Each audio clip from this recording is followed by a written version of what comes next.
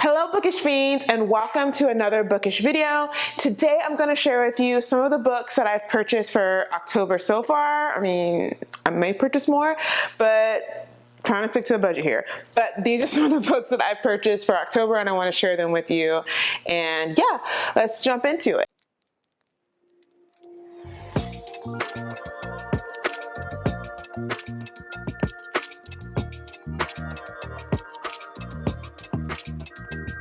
So the first two books that I decided to purchase this month are going along with the theme that I kind of want to, or a genre that I want to dig more into coming up this next November, because I've been already working on my November TBR, and I've never read from the dark academia genre before, and I'm highly interested because everyone talks about how it's the perfect genre for the fall, and who am I but a person to just cave in to peer pressure like the rest of us.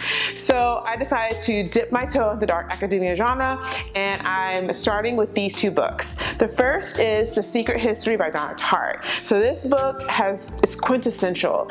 It has widely been associated with the dark academia genre. All the dark academia girlies rant and rave about it, and I want to rant and rave about it too. I want to get the feels too. So I decided to pick up this book and give this one a read starting next November and add it to my November TBR. So the synopsis for this says, under the influence of a charismatic classics professor, a group of clever, eccentric misfits at a New England college discover a way of thought and life a world away from their banal contemporaries. But their search for the transcendent leads them down a dangerous path beyond human constructs of morality. So, can't wait to read this and give this new genre a try. The second dark academia book that I purchased is another highly acclaimed, highly reviewed book and very popular, and it is If We Were Villains by M.L. Rio. So this book synopsis says that enter the players. There were 7 of us then, 7 bright young things with wide, precious futures ahead of us. Until that year, we saw no farther than the books in front of our faces. On the day Oliver Marks is released from jail, the man who put him there is waiting at the door. Detective Colborne wants to know the truth, and after 10 years, Oliver is finally ready to tell it. A decade ago, Oliver is one of 7 young Shakespearean actors at Delshire Classical Conservatory, a place of keen ambition and fierce competition. In this secluded world of firelight and leather-bound books, Oliver and his friends play the same roles on stage and off.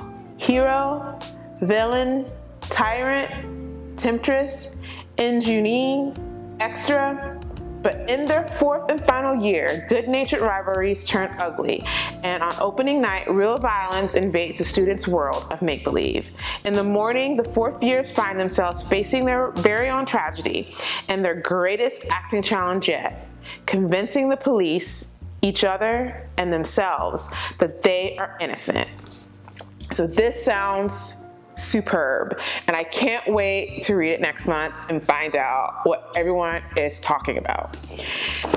The next book that I decided to pick up it's been on my want to read on Goodreads for a little while, and I find it very, very interesting. And this is An American Marriage by Tayari Jones, and I'm excited about reading this book and having added this to my collection. So this book is about a captivating love story, but it's also a clear-eyed look at the effects of injustice in contemporary American life. Tayari Jones's novel gorgeously chronicles 3 people who are bound together and separated by forces beyond their control. As newlyweds, Celestial and Roy are living the American dream. He is a young executive and she is an artist on the brink of an exciting career. But after Roy's incarceration for a crime he did not commit, Celestial, bereft and unmoored, turns to a childhood friend and Roy's best man, Andre, for support.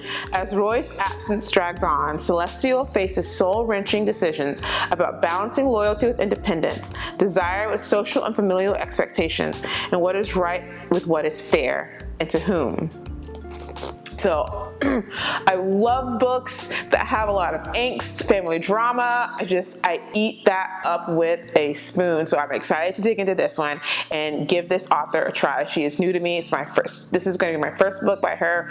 So I'm super, super excited.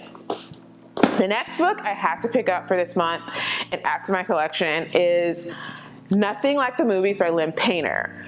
So I read Better Than the Movies last year, and I love that book. I ate it up. I was kicking, screaming, giggling, laughing, rolling on the floor. It was perfect. It had all the vibes. It was so adorable. Wes and Liz, I love them. They're one of my favorite fictional couples, and I adored the story.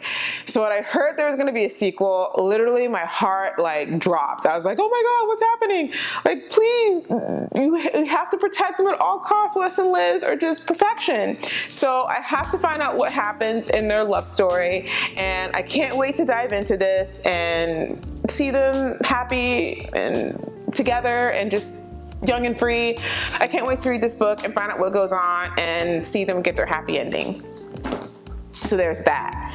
The next book that I picked up is The Last One at the Wedding by Jason Rekulak. And this is another new to me author. I have Hidden Pictures on my October TBR, and I haven't read it just yet, but I'm anticipating to read it soon. So I haven't really given his works a try, which I typically don't like to purchase or buy new authors that I haven't read before impulsively, but I don't know, I have a good feeling and a good vibe that he's gonna be one of my new favorite authors, and I'm just excited to venture out and give his work a try. So I had to pick up this new book by him, and this book, it says in the synopsis, it's been 3 years since Frank Satowski last heard from his daughter, and he's devastated by their long, unhappy estrangement. But then an unexpected phone call from Maggie changes everything. She says she's getting married, and she wants her father to walk her down the aisle. Frank is overjoyed by the news. Here at last is a chance for reconciliation, a perfect opportunity to repair their fractured relationship. But a disturbing discovery about his future son-in-law leads Frank to wonder if Maggie is making a terrible mistake. And once he arrives at the wedding, an extravagant 3-day affair set at a luxurious lakefront estate, the warning signs keep piling up. Can Frank unravel the truth about Maggie's fiancé before it's too late?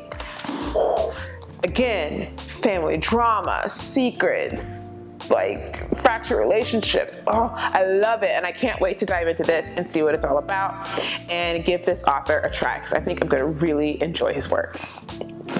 And the last book that I purchased for this month, the last book that I purchased for this month so far, because there's a couple of other books that I want to get, but for the moment, this is the last book. It is The Devil at His Elbow, Alex Murdaugh and the Fall of a Southern Dynasty by Valerie Barleen.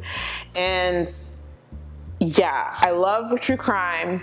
I love to listen to all the podcasts, and I love to watch Dateline, and I love to hear all the true crime stories, and I couldn't pass up the opportunity to read this story and learn more about the ins and outs of this case and just dive into it. So I'm looking forward to reading this next month, and yeah, I'm really excited about this.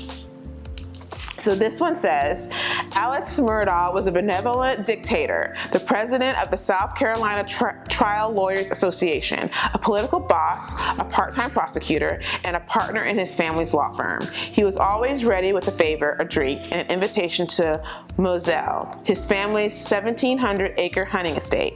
The Murdaugh name ignited respect and fear for 100 miles in any direction. When he murdered his wife, Maggie, and son, Paul, at Moselle on a dark summer night, the fragile facade of Alex's world could no longer hold. His forefathers had covered up a midnight suicide at a remote railroad crossing, a bootlegging ring run from a courthouse, and the attempted murder of a pregnant lover. Alex, too, almost walked away from his unspeakable crimes with his reputation intact, but his downfall was secured by a twist of fate. Some stray mistakes and a fateful decision by an old friend who'd finally seen enough. Why would a man who had everything kill his wife and grown son? To unwind the roots of Alex's ruin, award-winning journalist Valerie Barleen reported not just from the courthouse every day, but also along the back roads and through the tidal marshes of South Carolina's Low Country.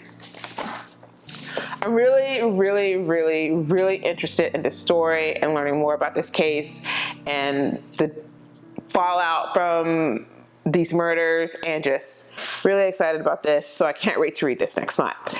And those are all the books that I purchased for October. Again, I'm gonna enter the caveat so far because I do have plans to sneak and buy a couple more books.